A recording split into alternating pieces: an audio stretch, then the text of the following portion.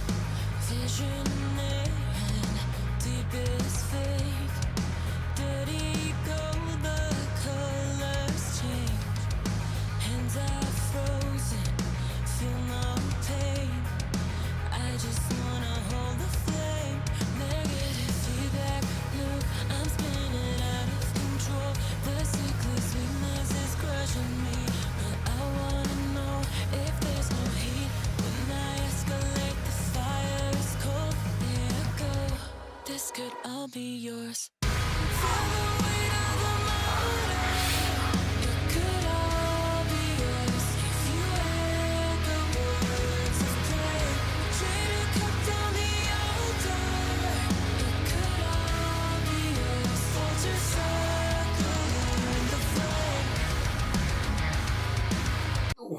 I'm gonna stop it right there. Okay. Oh boy. Man, that's a beauty, that guitar. Yeah, I likes it. looks really hefty. Anyway, this song snapped my head clean off with the first riff. Yeah, I think they were going for that. I think the intro electronic effects reminded me a bit of the intro for Blessed Be. Same for Holy Roller. A bit. Yeah, but I don't know, thing is, hearing that I was like subconsciously already expecting it to go into something more like groovy and chill, and then that riff just went like whack. Yeah, I think their guitar sound is also different than usual. I just get that a bit. I'm not sure. And I like how this is shot too, because for a while there we were literally circling with them. I mean, they were doing that in the teasers as well. Actually, yes. Yeah. You didn't get that? This is cool, and I like the aesthetic of the video with the blue dark tones and all the lights behind them, and yeah.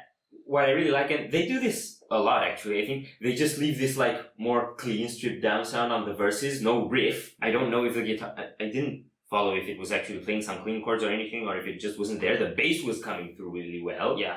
And then they fill it in on the chorus. They did have some clean stuff going on the guitar and the verses too. So, shall we? Yes.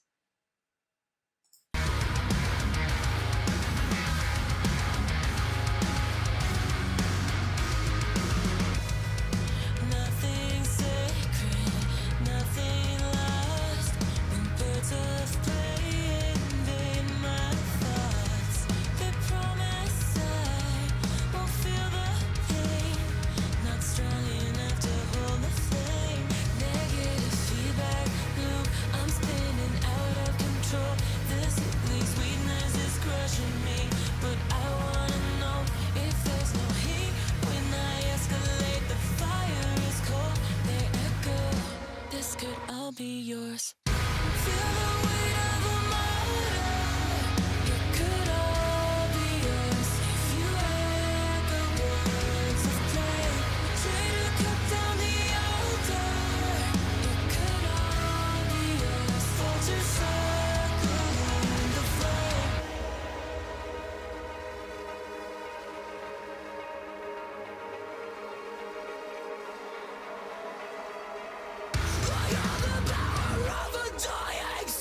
Oh no, it's happening.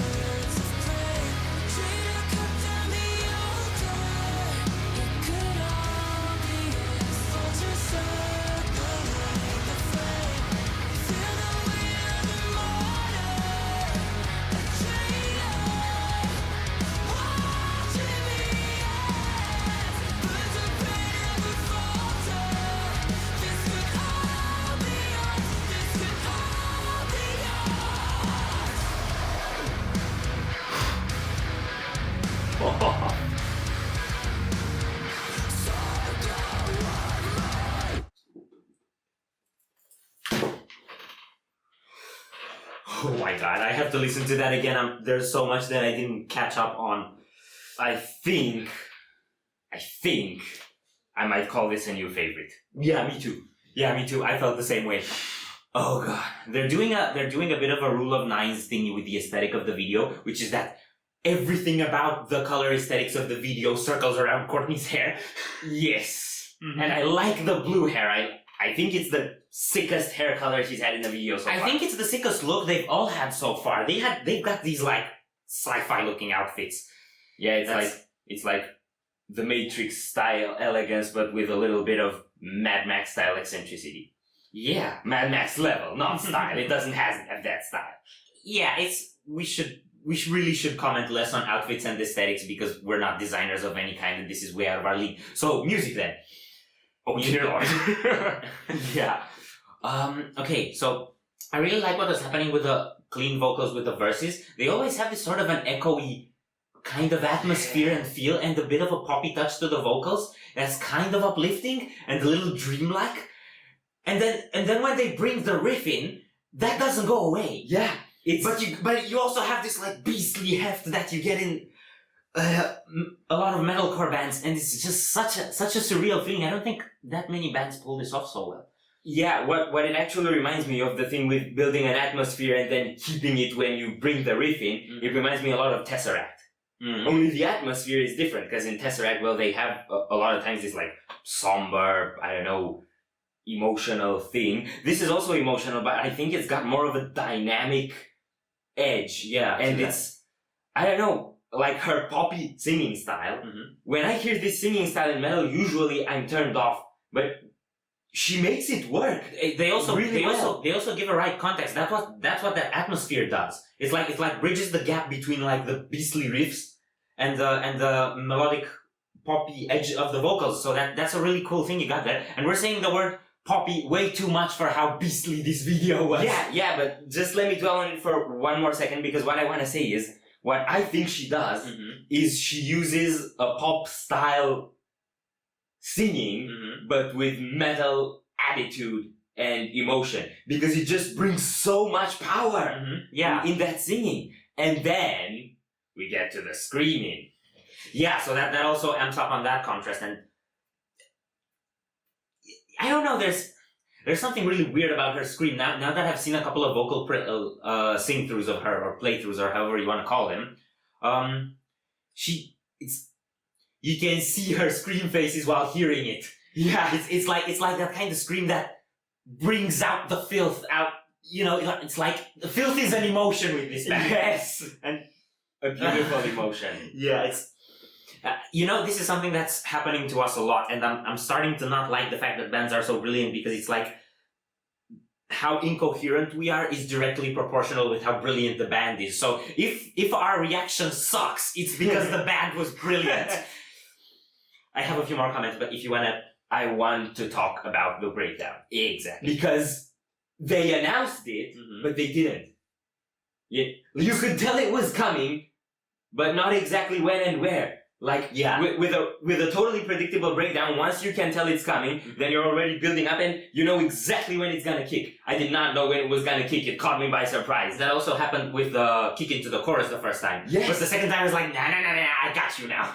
So, they definitely have the surprise factor. Second time, you mean after the last chorus, when they drop back on the breakdown, or were you? No. The chorus was twice, and they had that kick into it every time. Yeah. And then after the breakdown, I haven't mapped out the song in my head yet. Yeah. I have to listen to it again. But they did have kind of another breakdown-ish thing at the end, and a bit of a.